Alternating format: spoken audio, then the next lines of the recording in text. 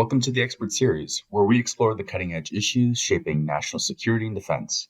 It's Tuesday, August 27th, 2024, and I'm Josh Malm, Director of Research and Analysis for the Institute. In this two-part podcast series, we'll explore Canada's submarine fleet renewal. In part one, our experts Mark Norman, Bob Davidson, and Luc Cassivi delve into the geopolitical and strategic imperatives driving this initiative.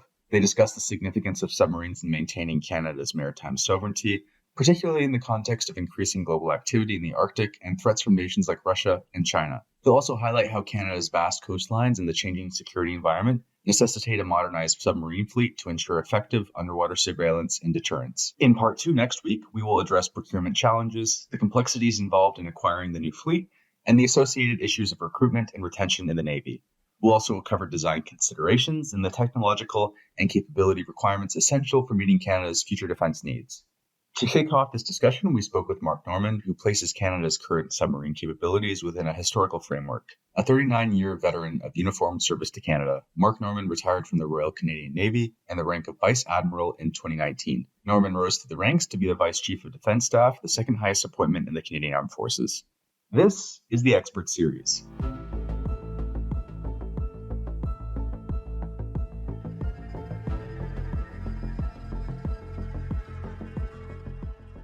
Mark, so great to have you on the podcast today, and thanks for joining me. We have a lot of ground to cover, so why don't we get started? To situate our audience today, could you briefly explain the reasons behind the need to acquire a new submarine fleet and the driving factors behind this?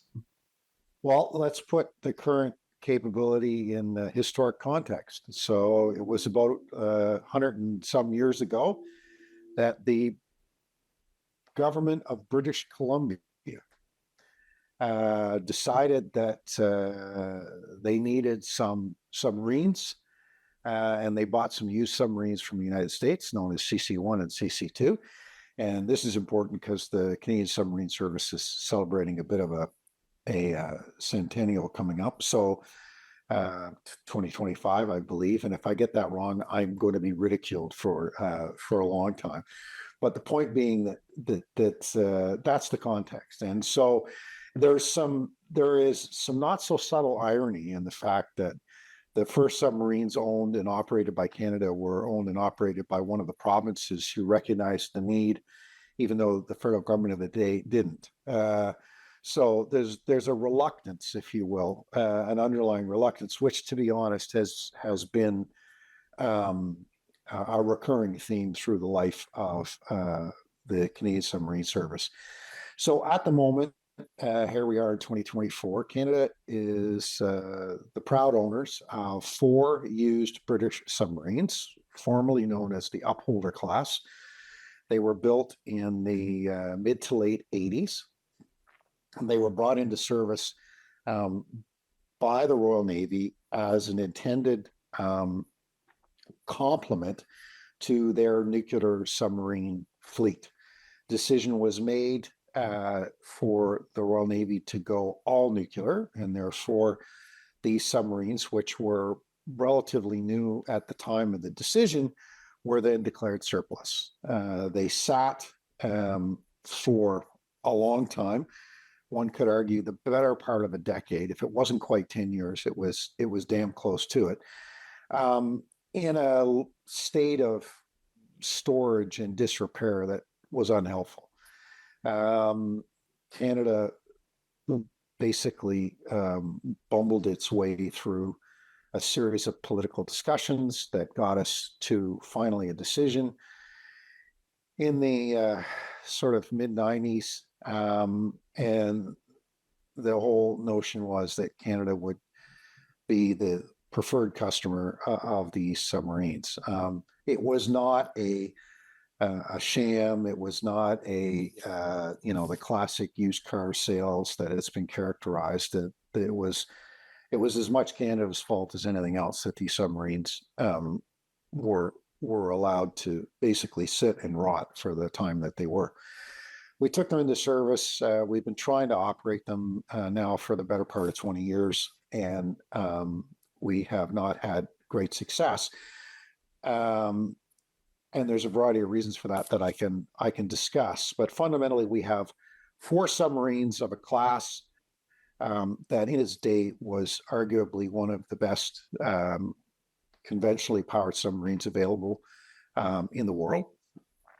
They are very well equipped from the perspective of acoustics, sonar equipment, weapons systems, and the like. But their Achilles heel has and continues to be their overall serviceability and reliability as it relates to primarily power generation, propulsion, and a number of other things that are not related to their actual weapon systems and the like, which are predominantly U.S. systems. And so as a result of that, the submarine capability, which is not just the boats themselves, but it includes the people and the infrastructure, is extremely fragile and has been. And the biggest problem with all of that, well, really, I guess there's two, has been that the ability for Canada to generate submariners has been extremely limited. And as a result of that, there's only a few hundred of what are needed to actually operate the boats. And the second problem, of course, has been this issue of public perception and reputation, which is probably well-deserved, but not for the reasons people think it is. Experts frequently discuss how the Arctic is becoming increasingly contested, with China positioning itself as an Arctic state and Russia and other powers showing interest in the region. Some argue that opening new trade routes will increase congestion, though this is sometimes debated. All this to say, how does this growing contestation and potential congestion in the Arctic impact Canada's Navy and its operations in practical terms? So first of all, the Arctic, unlike the Antarctic, is 90% water. Okay, it just happens to be water that, for the most part, at this moment in time, is in a solid form for at least half the year. Okay, there's a lot of solid form for all the year, but it's moving and the ice pack is changing, and that's having its own impacts. So, and this, I'm not going to get into debates about climate change and all that kind of stuff, but so it is ice packed most of the time, which makes it extremely difficult to navigate around. The other problem from a geographic perspective is that our half, if you will, the archipelago on our side of the Arctic is shallower. So that means a couple things. First of all, the notion of driving around and zipping around inside our archipelago, as cool as it may seem to those of us in the south, it's not very practical. There's a variety of reasons for it. The navigational challenges, there's a whole bunch of things. The depth of water is not conducive to, other than a few channels, is not really conducive to operating submarines in and around there. And the ice, strangely, as the ice is breaking up, if your listeners have ever walked along a lake shore in the winter and watched ice jamming and packing up on the shoreline of the lake or river and how it all jams up, imagine that now on a far larger scale, where as the ice breaks up, it's actually moving onto our side of the Arctic. So it's making it more difficult to get around on our side of the Arctic, while it's opening up what is described as the polar route. So if you were to imagine looking at the globe from the top, there's kind of three routes, three roads, if you will, across the top. There's the main channel, is the Arctic Channel, which kind of, for all intents and purposes, literally goes right across the top at the polar route. Okay. Then there's the Russian route, which, hey, no surprise, is on the Russian side of the Arctic. And then there is the Northwest Passage, or the route through the archipelago. And I describe that as a goat path. Okay. It's not really conducive to navigation. There's lots of emotion and drama and romance associated with it, but ultimately, there are channels, but it's not it's not the most efficient way to go from point A to point B. The most efficient way to go from point A to point B is across the polar route. Oh, and by the way, does it matter? Yes. Huge, huge savings. We're talking thousands of miles differences if you're going from Rotterdam to Singapore, for example, or, two similar points on the globe. You're talking a couple thousand miles shorter distance to go across the top. So now you're into the geostrategic. Why is this mattering? Well, it's mattering for that reason. Yes, the trade routes are opening. They're not going to open immediately. The Russians are the dominant purveyors of icebreaking capability in the Arctic, and they have made a great industry out of escorting ships through their side, the Russian side. There are military issues around the militarization of the Arctic by the Russians primarily. And as you mentioned in your question, we have the relatively new arrival of the Chinese, who have identified themselves as a near Arctic nation, which boggles my mind, but nonetheless, they've done it. And they're exercising what they believe are rights and freedoms associated with that. They're doing it under the guise of commerce and science and this and that. And at the end of the day, it's all BS. This is all about power. This is all about reach. And this is all about strategic access. And it is all about not just controlling the sea routes themselves. There are economic implications with respect to seabed, minerals, oil, and all that kind of stuff. We don't like talking about this stuff in Canada, but these are real drivers of geostrategic power plays by countries like Russia and China. So there you go. Plus, let's add to the mix the fact that adversaries are operating submarines in the deeper part of the Arctic, which is predominantly along what I described earlier as the polar routes. And, that becomes now a bit of an issue with respect to, okay, well, if it's not in our backyard, it's adjacent to our backyard, and we don't know what's going on, and we don't know what they're doing up there. We don't know when they're up there. That should be a significant concern to us. So we know our friends are there, but we don't always know when or where. That should be, I won't say a concern in a negative way, but, they at least are our friends. And then this goes to the issue of continental defense. So, we have a shared responsibility for defense of the continent. The entire northern flank is our backyard, with the exception of the areas adjacent to Alaska. And we don't know what the hell's going on up there. We talk a lot about air defense legitimately. Those systems are in their own right archaic and long overdue for replacement. That program is happening, but it's going to take a long time. Well, from an underwater perspective, and going back to how I started this whole thing, your listeners imagining a water column that goes from the surface, whether it's ice, down to the bottom. How do you know what's going on inside your water column? And the answer is you don't, unless you have sensors up there, which are highly susceptible to noise because it's a very noisy environment, or you have your own patrol car, to use a policing analogy, that is patrolling the neighborhood on a random basis and working with your friends. So this is all about going back to what's the right kind of submarine. The right kind of submarine is a submarine that can operate in those areas in cooperation with our closest friend and ally, the United States. It doesn't mean our submarines can or should do what the American ones can do, but they can work together. For this episode, we also spoke to Bob Davidson, who spoke to the technological challenges and maintenance difficulties submarines face, as well as the importance of and challenges inherent in maintaining a modern fleet.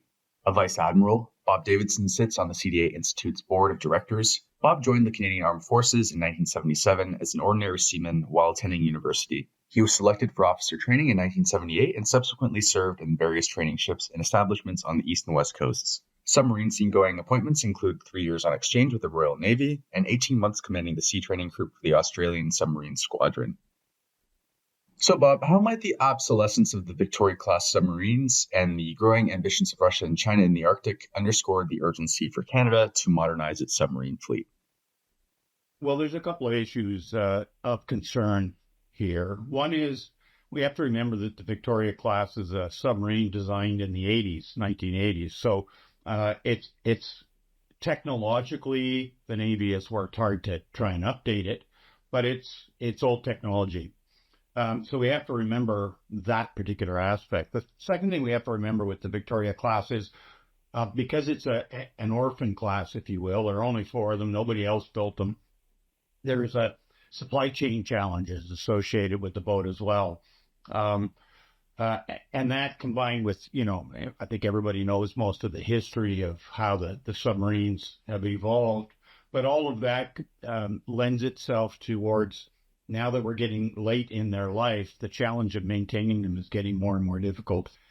And there's little doubt that not all 4 boats aren't going to be able to run into the end of their current life, projected life. So we're already at a point where we're at a critical stage in terms of planning a transition to a new submarine. You've got to have boats in the water now that are operating and training submariners so that you can fill the positions of new submarines as they start to come online. That's something that we had tremendous difficulty with when we shifted from the Oberon class to the Victoria class.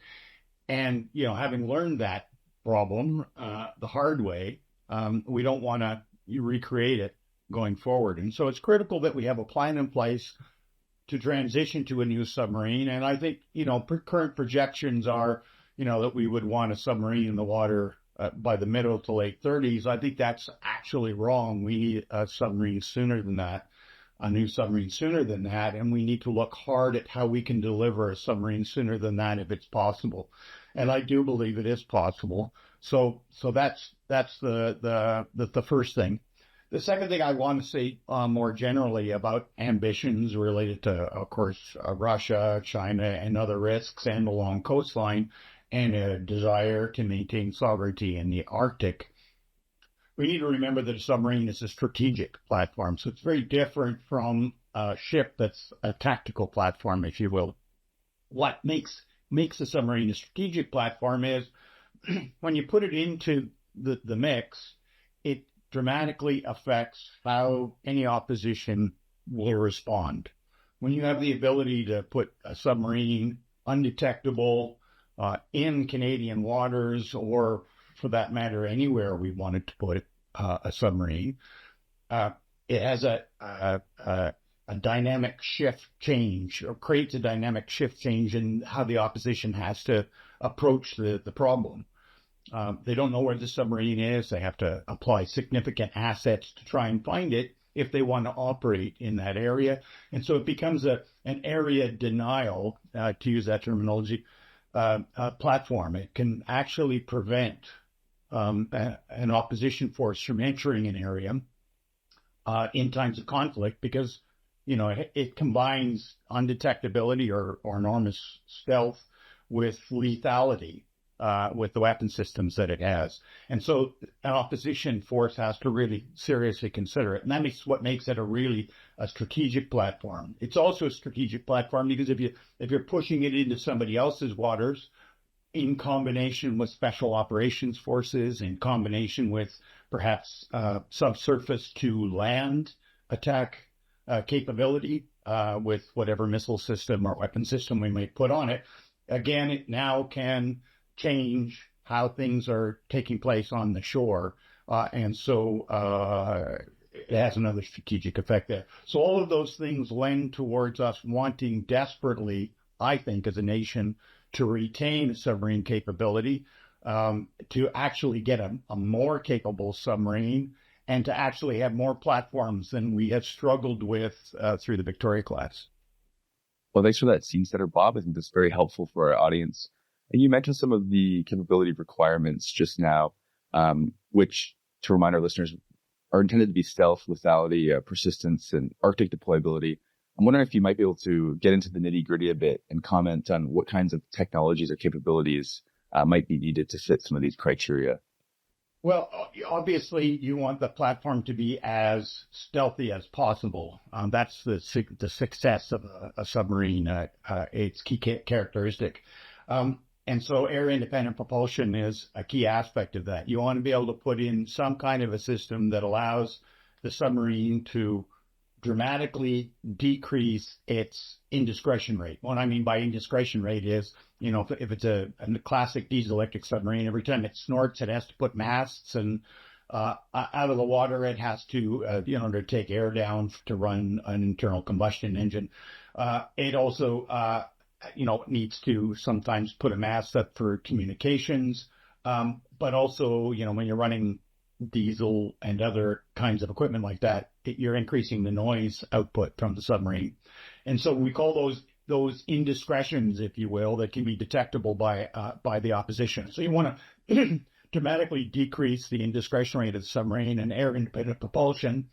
And the more silent that air-independent propulsion is, the better, but air-independent propulsion is critically important.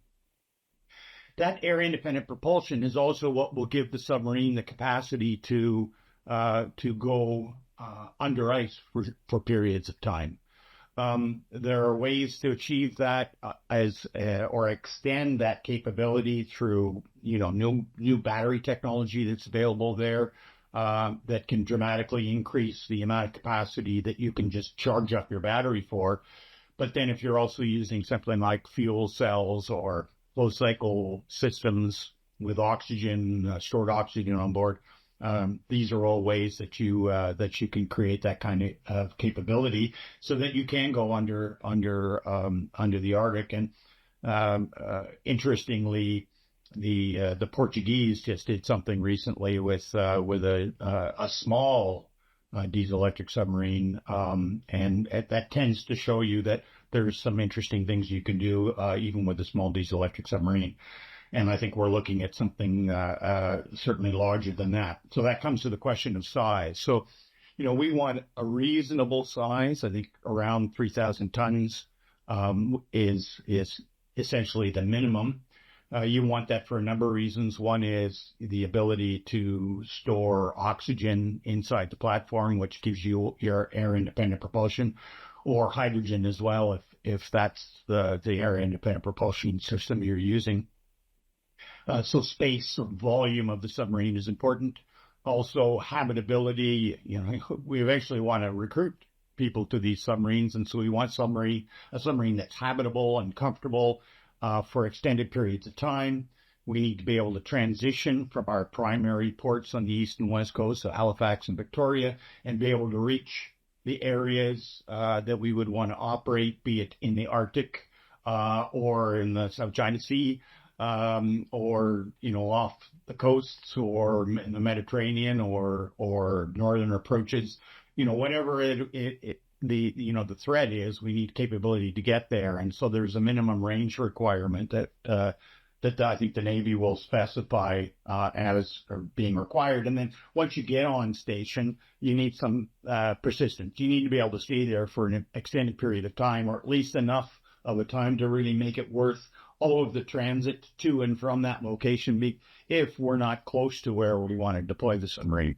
And so, you need the volume then of the submarine to store food for the crews, and you need capacity to create water and all of those things. So all of that affects the overall capability of the platform that we would need going forward. And there are platforms out there, and we could kind of get into some of them if you want it, but there are platforms out there that meet those kinds of requirements at the moment. And so I think we're in a good state for finding a replacement. It's just a matter of getting on with it. Could you provide a lay of the land in terms of potential strategic risks should Canada fail to update its fleet in a timely manner? The first thing I would want to say is, we're looking for a submarine that we're going to, say we procure it in the 2035 range, but we're really looking for a submarine that's going to operate, 2040 and beyond will be the primary employment period. And that's a time when we can expect dramatic changes to have taken place in the Arctic. So the amount of ice that will be up there will be much less than there is today. More of the ice will be new ice, less than a meter in thickness than we currently, have today with more old ice. We're still going to have issues around how the currents flow in the Arctic, and there will still be buildups in certain areas, and the Western Arctic archipelago is definitely one of those areas that'll still be a challenge. But the bottom line is we need to think about the environment that we're going to have when we have the submarine in operation, not the environment that we have now. And so global warming is going to affect that. That's going to affect that significantly. So there are a number of reasons why you need a submarine. To claim yourself to be a first world nation with a modern navy. Having a submarine capability, first of all, has you in the club of nations that has submarine capability. And so there's information exchange that goes on amongst allies, where your submarines are operating, how they're operating, what the threat is, how allies are detecting those threats. All of that kind of information that you can get, you will only get if you're in that group of nations that has it.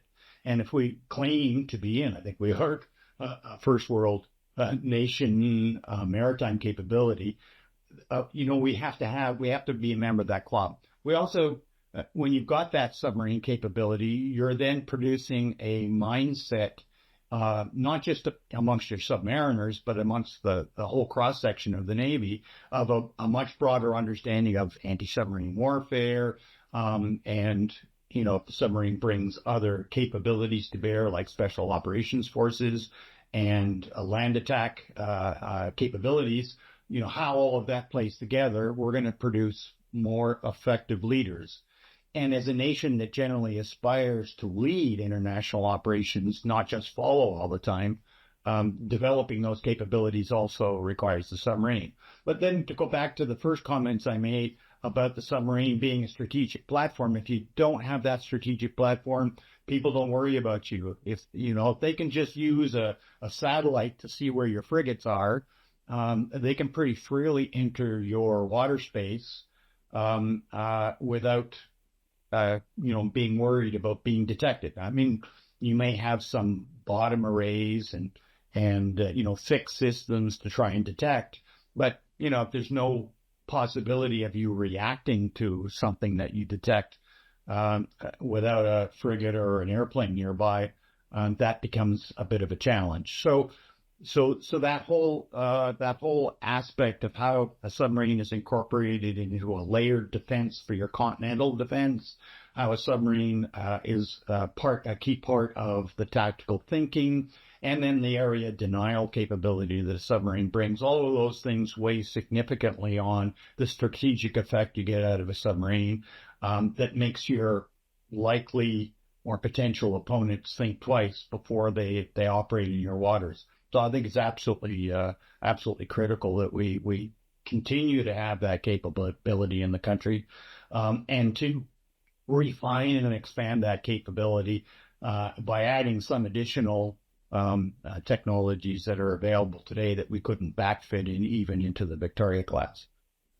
To close out today's episode, Luc Cassivi discusses Leadmark 2050 and whether it requires updating, as well as the critical need for increased industrial capacity to support a potential expansion of Canada's submarine fleet. Rear Admiral Luc Cassivi, now retired, joined the Canadian Armed Forces in 1983, following a career in the Royal Canadian Sea Cadets. His senior roles included Commander of Military Personnel Generation in Canadian Defence Academy, CAF Senior Liaison Officer to Veteran Affairs Canada, and Director General of Culture Change at CPCC. He also served in Australia, the UK, the Netherlands, and the US. Luc, could you provide a brief overview of the government's efforts to acquire up to 12 new submarines and touch on the state of our current capabilities? So all of these projects, all of these issues are all rooted on a strategy, right? So Canada, the Canadian Navy, so the Royal Canadian Navy a decade ago published their updated strategy, Leadmark 2050, which did an analysis of, what Canada would need based on our ambitions, based on our alliances, based on on our responsibilities in the world and our responsibilities at home, and did that analysis. And out of that came a very clear set of capabilities required to fill that need. One of them is submarines. And the main reason why submarines are required is that you don't control your waters, you don't control any piece of the ocean in a period of conflict if you don't have submarines involved.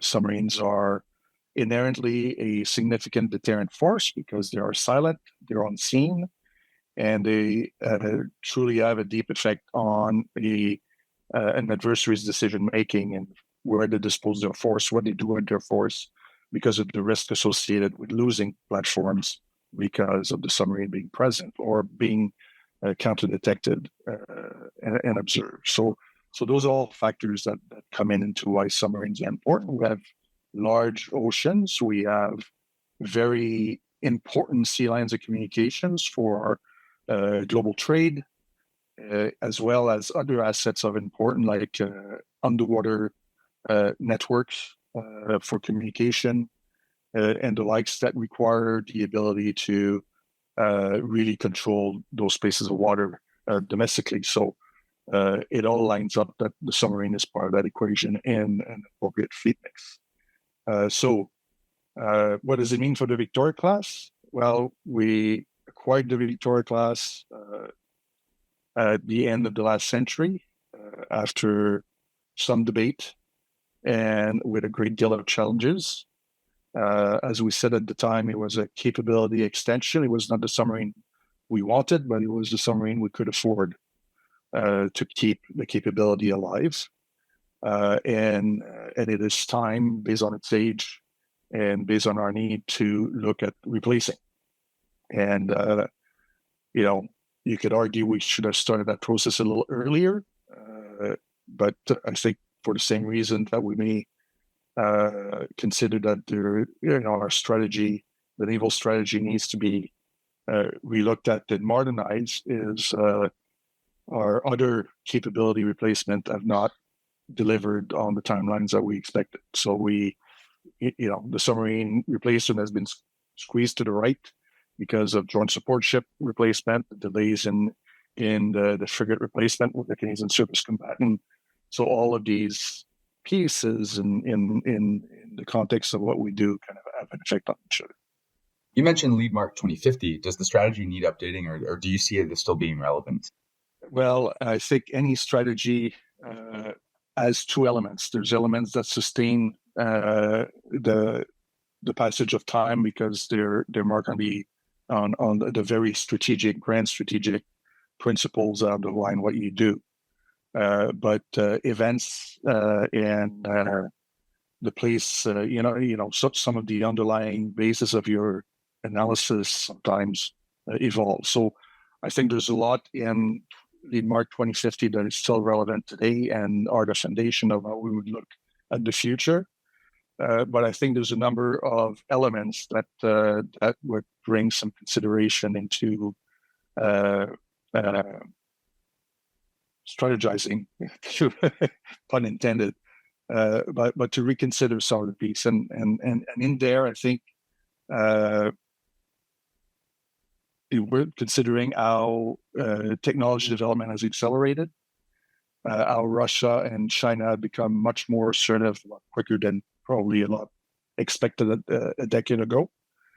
The conflict in Ukraine and how technologies are, relatively inexpensive technologies are used in very innovative way to create great effect. Instability in the Middle East, shipping disruptions, and all that in line with the reality of our means. Our means have diminished because of the delay in delivering on projects. So our ships are past their design age. They're having issues. Our submarine is in age also, and we have challenges when it comes to maintenance, shortage of personnel, and all of that in the reality that the world is changing. Some will say, and some have said that we're at war. I leave that to our elected leaders to make those statements, because they are very meaningful and very important statements. And in democracies, those are the ones who should make those statements. But the friction and the potential for conflict is much greater than it used to be. And that poses other challenges when it comes to how do we supply ourselves for conflict or for war. And I think, the conflict in Ukraine has started shaping that landscape a little bit, and really indicated to many that, manufacturing capability and, for certain elements, that it be munition or others, are quite stretched. And that if things accelerate from a conflict perspective, we need to put our thinking cap on, because supplying war is not an easy thing. An interesting point you brought up was maintenance. Now, obviously we have experience maintaining a fleet of 4 submarines, but does Canada have the capacity to manage a fleet of potentially 12 once acquired? And what would that look like? I think what's important to realize is you cannot, focus only on acquiring submarines and then say, okay, well, we'll maintain them later. Okay, we have arguably a capacity that's still imperfect to look after 4 submarines. So that we increase to, from 4 to 6, 8, 12, whatever the number is. We'll have to grow in a parallel way to be able to absorb that capacity, that it be in industry, or that it be in-house within our naval yards. So I think the strategy of how we're going to support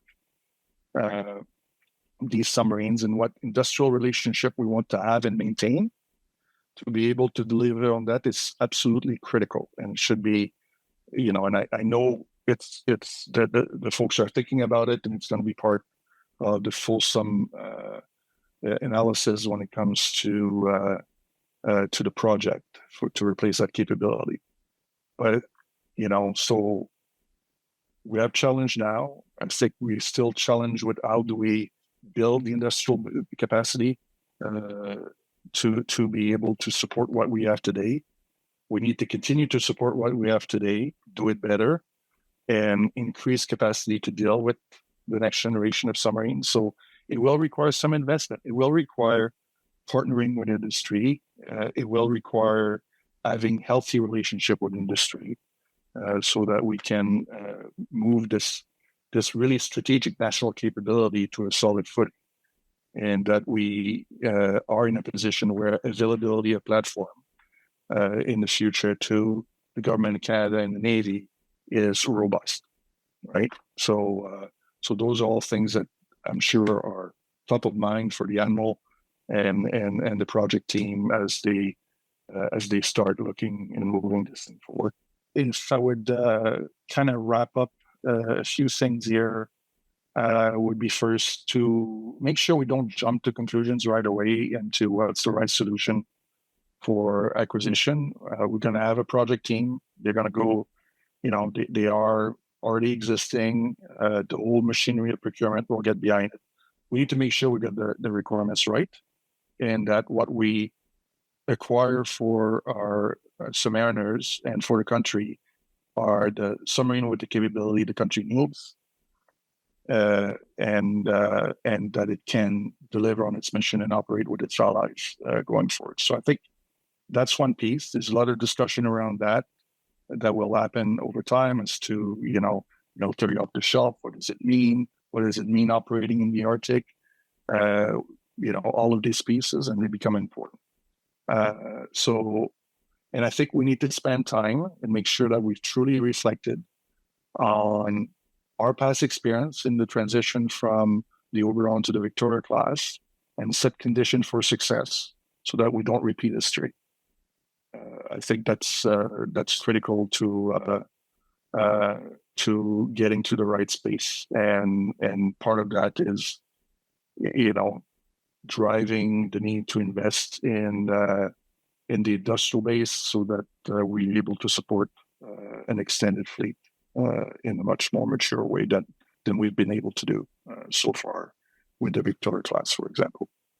That'd be the two things. I mean, decision makers will make decisions. We need the entire machinery has to be geared in getting the best information to the decision maker, and then we can move forward with this acquisition and try to ensure we don't have a capability gap, because that's the biggest challenge that's ahead of us would be that the Victoria class gives up before a new class is in service. And this brings us to the end of today's episode. Thank you for joining us for part 1 of our deep dive into Canada's submarine capabilities. We've discussed why submarines are a cornerstone of Canada's maritime strategy and the strategic imperatives driving the need for a modernized fleet. Stay tuned for part 2, where we'll navigate the complexities of the procurement process, navigate some of the challenges involved with design considerations, recruitment challenges, and technological requirements. If you enjoyed today's episode, don't forget to subscribe to our newsletter and be sure to follow us on your favorite podcast platform so you never miss an update. We'd love to hear your thoughts, so feel free to leave a review, send us an email at josh@cdainstitute.ca, or reach out to us on social media. Your feedback helps us bring you content that's relevant and engaging. For more in-depth analysis and updates on national security and defense, be sure to visit our website at www.cdainstitute.ca, where you can find articles, reports, and more. Thank you for listening, and a big thank you once again to our guests, Mr. Mark Norman, Bob Davidson, and Luc Cassivi, for providing their expertise. Until next time.